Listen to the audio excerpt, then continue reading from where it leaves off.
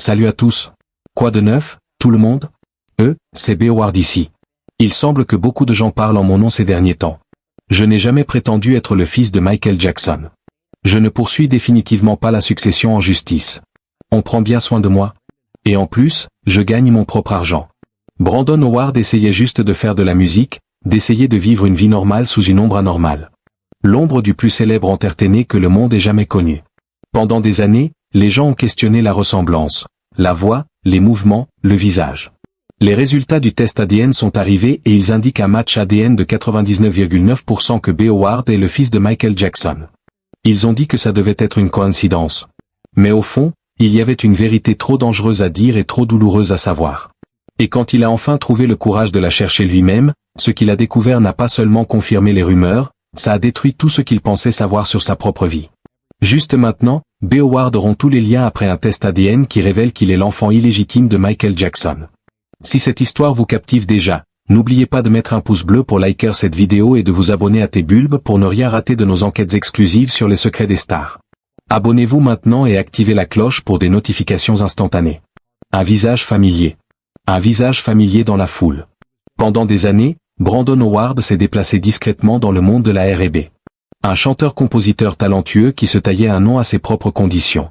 Pour la plupart, il n'était qu'un artiste en pleine ascension parmi tant d'autres qui luttent pour percer. Mais ensuite, quelque chose en lui a pris feu sur les réseaux sociaux. Quelque chose au-delà de sa simple musique. Tout a commencé avec son visage, les pommettes saillantes, la mâchoire bien définie, les yeux indiscernables, des fenêtres qui semblaient porter l'ombre d'un héritage que peu pouvaient placer, mais que beaucoup reconnaissaient instinctivement. Ce n'étaient pas seulement les traits. Les murmures ont commencé presque immédiatement. Est-ce le fils de Michael Jackson? La comparaison était incessante, surtout parmi les fans hardcore de MJ qui scrutaient chaque détail. Les mouvements de Brandon étaient troublants, fluides, précis, et remplis des subtiles nuances qui définissaient la présence sur scène du roi de la pop. Mais Brandon n'a jamais fait le spectacle d'une imitation. Sa voix portait un timbre similaire, une qualité respirante et émotive qui rappelait le style vocal de MJ lui-même. Pourtant, c'était indiscutablement la sienne. Ce n'était pas de la mimique. C'était un héritage. À mesure que les vidéos de Brandon en performance explosaient sur les plateformes, les sections de commentaires se transformaient en confessionnaux. Les fans débattaient tard dans la nuit, assemblant ses manières. La façon dont il inclinait la tête en chantant, comment il souriait timidement mais avec confiance, tous des marques de fabrique signature de MJ. Les shows en direct et les moments sur le tapis rouge n'ont fait qu'ajouter de l'huile sur le feu. Les observateurs de l'industrie ont commencé à noter comment le comportement de Brandon reflétait un mélange rare d'humilité et de pouvoir d'étoile, quelque chose qui semblait presque génétique. Malgré toute la spéculation, Brandon est resté silencieux. Il n'a jamais confirmé ni nié les rumeurs. Sa réserve n'a fait qu'attiser la curiosité. Pendant des années, ce silence est devenu un manteau qui intensifiait le mystère, le transformant d'un artiste prometteur en une figure de fascination, comme s'il était la preuve vivante d'un secret gardé juste hors de portée du public. Si vous êtes aussi intrigué par ces mystères familiaux des célébrités, likez cette vidéo dès maintenant et abonnez-vous à T-Bulb pour plus d'histoires vraies qui secouent le monde de la musique. Partagez avec un ami fan de MJ et rejoignez notre communauté grandissante. Une enfance enveloppée de secrets. Une enfance enveloppée de secrets. Brandon Alexander Howard est entré dans le monde en 1981, bercé dans les bras d'un héritage musical que peu comprenaient vraiment. Sa mère, Mickey Howard, était une voix célébrée dans la R&B, connue pour ses vocaux sensuels et sa profondeur émotionnelle. Mais en coulisses, son chemin avait intersecté de près avec le monde de la famille Jackson. À un moment de sa carrière, Joe Jackson, le patriarche impitoyable et complexe qui avait façonné Michael et ses frères et sœurs, avait pris en main la guidance de sa trajectoire précoce. La signification de cette connexion était enterrée dans des murmures. Pour les outsiders, Mickey était une star à part entière. Mais pour ceux qui connaissaient les cercles intérieurs de l'industrie, cela insinuait des liens bien plus profonds et emmêlés que de simples alliances professionnelles. Pour Brandon, cela signifiait grandir dans un monde où la musique était la vie, mais où les frontières entre famille et business étaient brouillées au-delà de la reconnaissance. Son enfance s'est passée dans des espaces liminaux, derrière des cordons de velours à des fêtes privées, dans les ailes des coulisses où des légendes échangeaient des regards complices. Dans des pièces calmes où les conversations ne faisaient jamais la une des tabloïds, il était habillé impeccablement, entraîné à la musique et à la danse dès un jeune âge, et préparé à porter un héritage. Pourtant, la question qui ombrageait chaque jalon restait. Qui était son père? Ceux qui l'entouraient parlaient rarement du nom de son père. Quand Brandon demandait, les réponses étaient évasives. Un haussement d'épaules ici, un regard nerveux là. Parfois, il laissait entendre les relations passées de Mickey. Parfois, il balayait la question complètement. Le secret était palpable. Brandon a grandi avec un vide là où son identité paternelle aurait dû être, entouré d'adultes qui semblaient connaître la vérité, mais choisissaient le silence à la place. Ce silence est devenu un poids sur ses épaules, un mystère dont les pièces étaient éparpillées comme des fragments d'un miroir brisé. Plus il creusait, plus il réalisait que ce n'était pas juste un nom manquant. C'était un secret soigneusement protégé par un code non dit. Une vérité qui pouvait ébranler les fondations de tout ce qu'il savait sur lui-même et sa place dans l'histoire de la musique. Imaginez grandir avec ce poids que c'est dingue, non? Si cette partie vous touche, mettez un like pour soutenir tes bulbes et abonnez-vous pour des récits personnels encore plus intimes sur les vies cachées des stars. Votre abonnement fait toute la différence. La théorie de Billy Jean. La théorie de Billy Jean. L'année était 1983.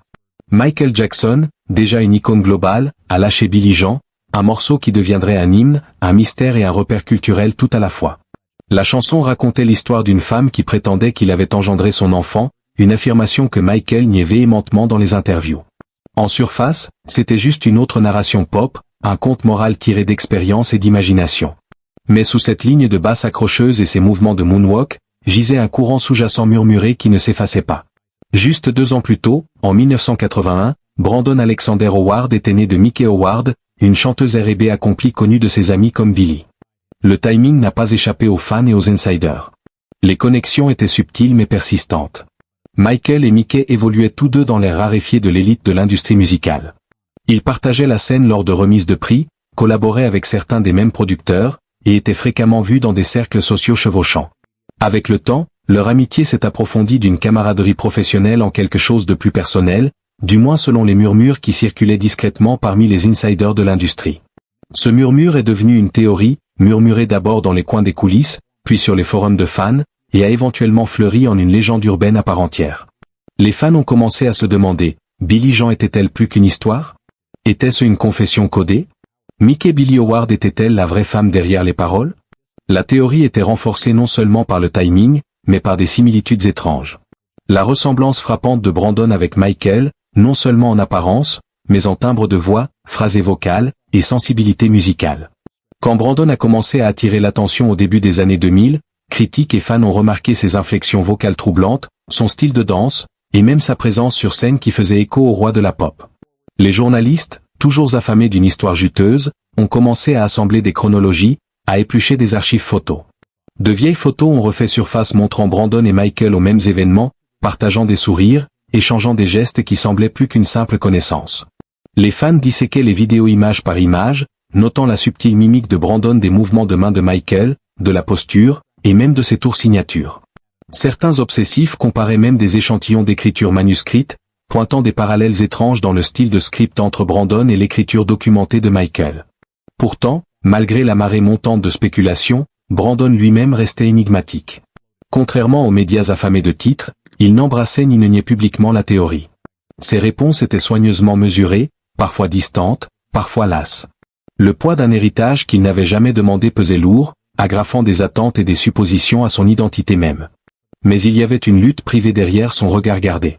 Quand il attrapait son reflet dans les miroirs ou l'objectif d'une caméra, il voyait souvent l'écho d'un homme dont l'ombre s'étendait plus longtemps que sa propre vie. La question d'identité persistait, sans réponse mais indéniable. Cette théorie de Billy Jean est l'une des plus folles de l'histoire de la pop. Si vous adorez ces connexions cachées, likez pour montrer votre soutien à tes bulbes et abonnez-vous pour des théories encore plus explosives sur les légendes de la musique. Dites-nous en commentaire si vous y croyez. Le test qui a tout changé. Le test qui a tout changé. Avance rapide jusqu'en 2014. Internet avait évolué en une bête sprawling imprévisible prête à consommer, amplifier, et souvent déformer les nouvelles les plus sensationnelles. Dans ce maelstrom digital est venue une annonce qui a envoyé des ondes de choc autour du globe. Un chirurgien dentiste de Beverly Hills nommé Dr. Joseph Goodman prétendait posséder un échantillon d'ADN de Michael Jackson extrait d'un appareil dentaire acheté aux enchères et l'avait soi-disant testé contre un échantillon de Brandon Howard. Le résultat, un match de 99,9%. La revendication était stupéfiante. Michael Jackson avait un fils secret. Les médias ont explosé avec des titres. Les réseaux sociaux étaient en feu avec de la spéculation, des hashtags, et des sujets tendances. Soudain, la vie de Brandon n'était plus la sienne. Il était au centre d'une tempête médiatique. Un lien vivant vers une histoire secrète que personne n'attendait de confirmer. Pour la première fois, La rumeur qui avait mijoté pendant des décennies a éclaté aux yeux du public avec une force explosive. Mais aussi vite que l'histoire est montée, des doutes se sont insinués. Le labo soi-disant responsable de la vérification des résultats ADN a publiquement nié toute implication. Les professionnels médicaux ont questionné la validité de la source d'échantillons, la chaîne de custodie, et la méthodologie utilisée. Les insiders de l'industrie sont devenus sceptiques, pointant que les ventures précédentes du Dr Goodman flirtaient souvent avec la controverse et les coups publicitaires viraux.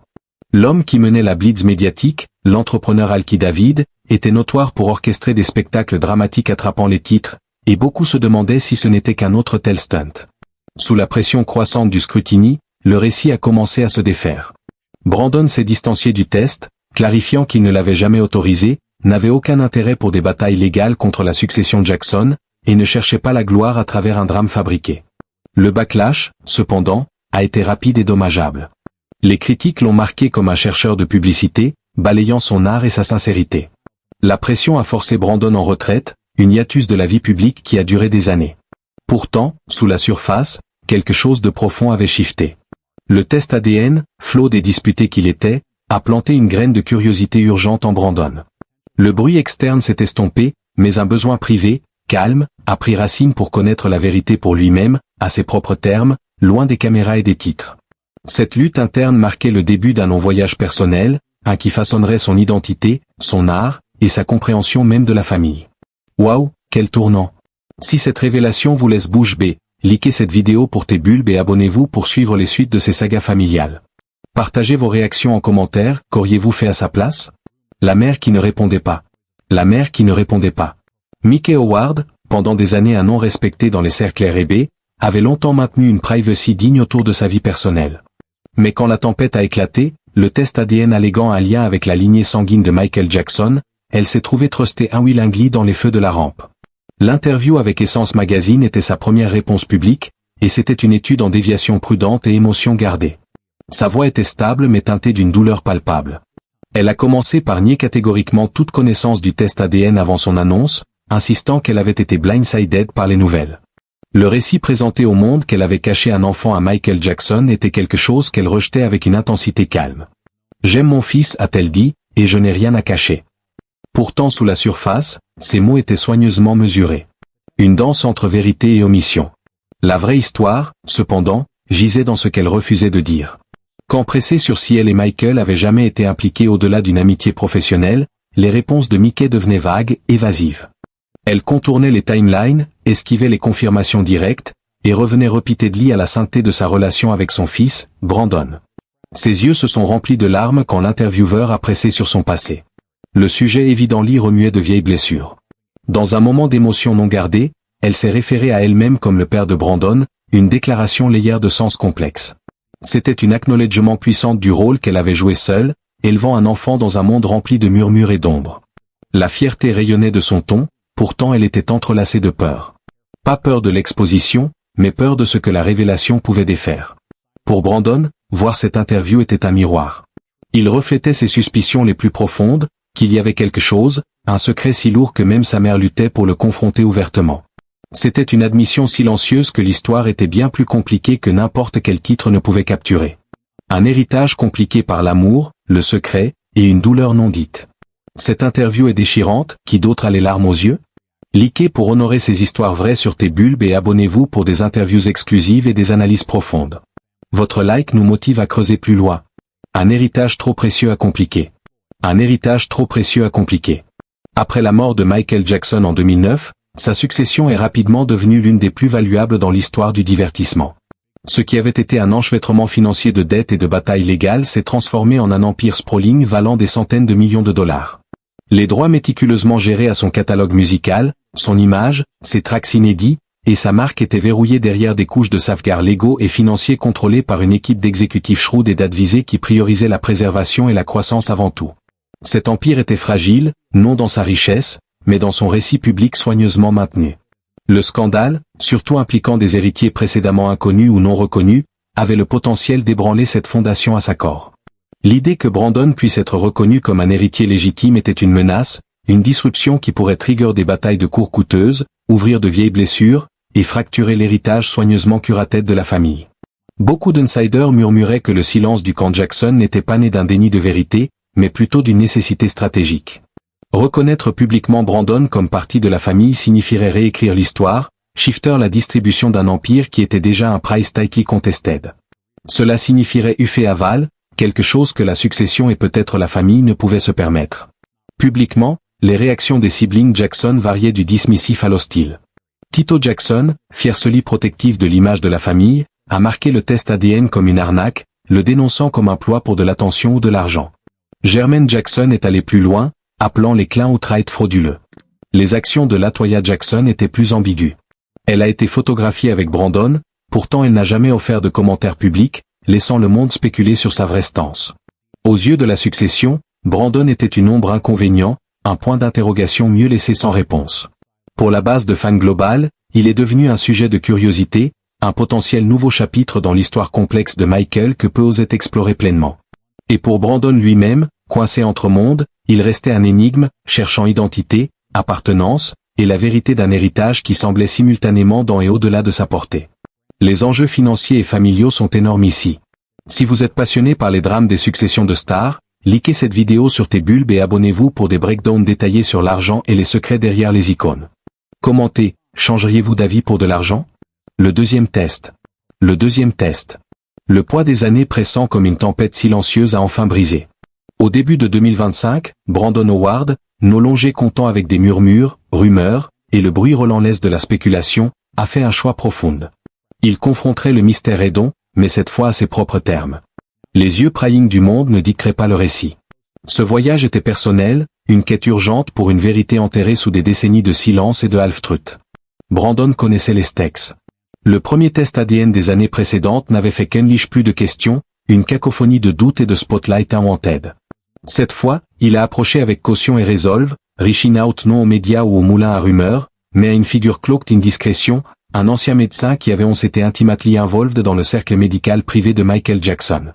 Ce docteur était connu pour son professionnalisme, sa confidentialité unwavering, et sa deep knowledge des archives de santé de Michael. Le test lui-même était orchestré avec une précision chirurgicale. Des échantillons ADN ont été obtenus d'une source médicale archivée, un spécimen préservé et safeguarded true layé de validation légale. Ce n'était pas un swab Astiligatrade, ou un échantillon de saliva verified. C'était l'un des derniers remnants authentifiés de l'histoire biologique de Michael Jackson, carefully catalogued et préservé avant sa mort intimely. Chaque step de la procédure de testing était overseen par des représentants légaux, des experts forensiques, et notariés pour assurer une intégrité absolue. Pour étendre cette section et ajouter de la profondeur, imaginons les détails émotionnels que Brandon a traversés. Les nuits blanches à relire des vieux journaux intimes de sa mère, les appels tardifs à des amis d'enfance qui hésitaient à partager des souvenirs flous d'événements familiaux étranges. Il a visité des lieux emblématiques de l'enfance de Michael, comme le Neverland Ranch abandonné, pour sentir une connexion intangible, un écho de rire fantôme dans le vent. Ces pèlerinages personnels ont renforcé sa détermination, transformant une simple curiosité en une quête existentielle. Les experts qu'il a consultés n'étaient pas seulement des scientifiques, ils incluaient des psychologues spécialisés dans les traumas familiaux des enfants de célébrités, qui l'ont aidé à naviguer les vagues d'émotions, colère refoulée, tristesse infinie, et un espoir ténu pour une closure.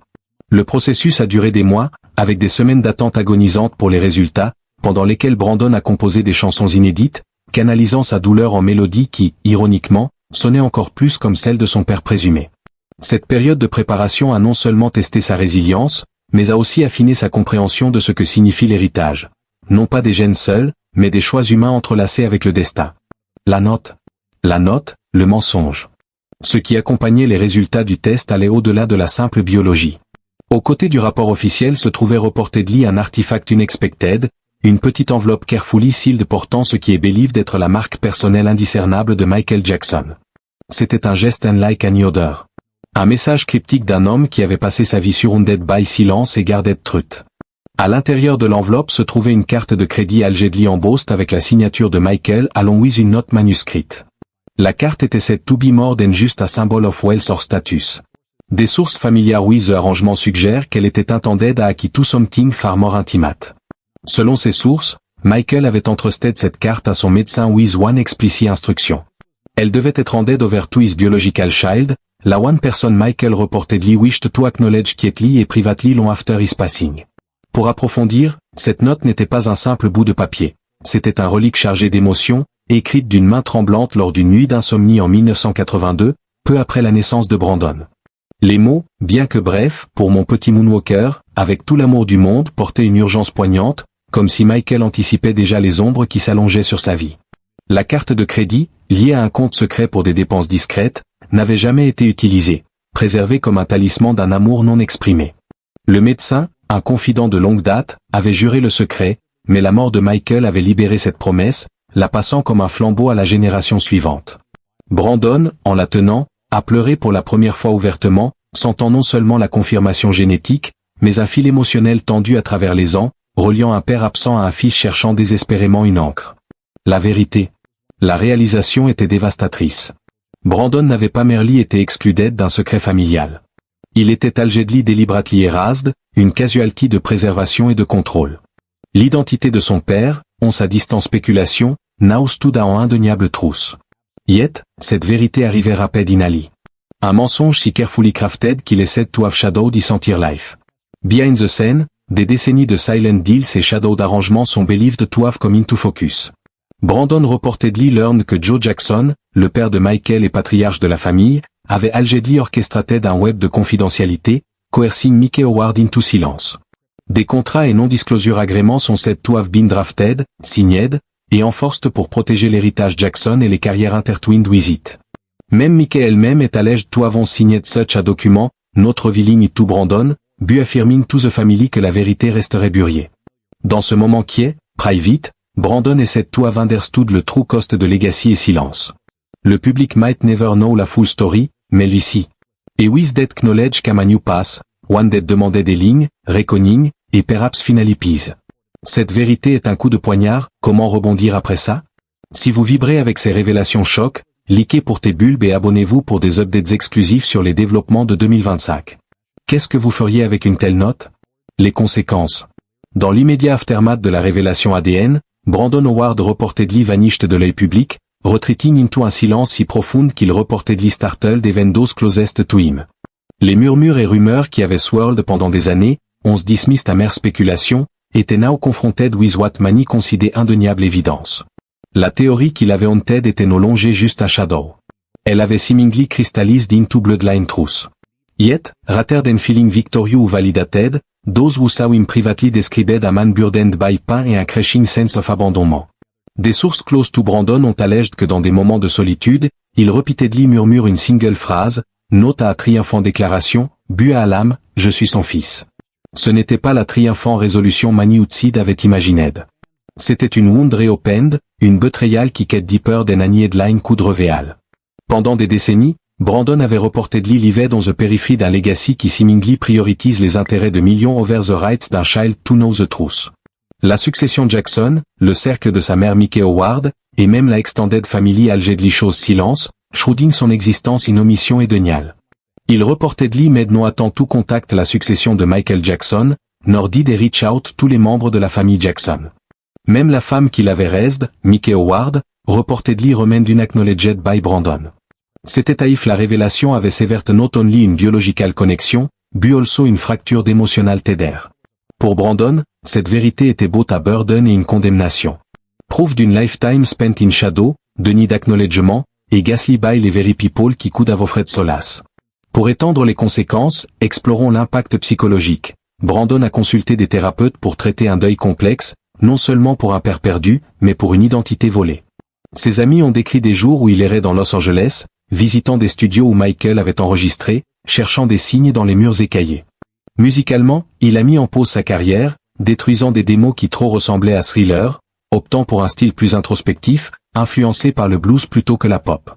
Socialement, il a rompu avec des associés douteux, reconstruisant un cercle restreint de vrais soutiens.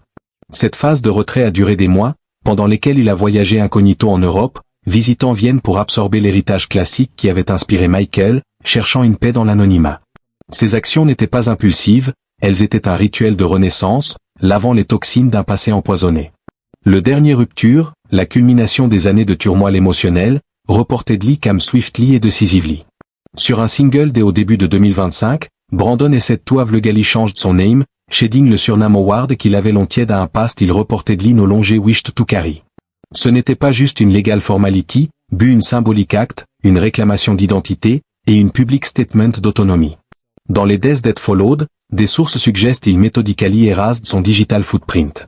Every social media account est believed to have been deleted, with every trace de son public persona reportedly scrubbed clean. Des contrats et agréments tièdes à sa musique carrée, many thought to have been established under the shadow du nom Jackson, étaient formally revoked. Il est understood to have several professional ties with agents, managers, et representatives, especially those purportedly connected in some way to les familles Jackson ou Howard. One of the most poignant acts était la dissolution d'une foundation il avait quietly planned, une initiative intended to honor la memory de Michael Jackson, which Brandon allegedly chose to terminate. Ce geste est widely interpreted as reflecting a man who wrestling with grief, disillusionnement, et le heavy cost de knowing the truth. Privately, Brandon est said to have confided to a select few qu'il would no longer entertain question ou engage with anything concerning la succession Jackson, le legacy de Michael, ou even l'histoire de sa mère. Sa réponse était reportedly not born from bitterness ou enjeu, but from une profound sense of mourning. Mourning la famille il est believed never to have truly had et les years lost tout secrecy et silence. Cette rupture est symbolique et puissante. Likez si vous soutenez son choix courageux, et abonnez-vous à T-Bulb pour des histoires de résilience et de renouveau. Partagez en commentaire, pardonneriez-vous une telle trahison? Conclusion.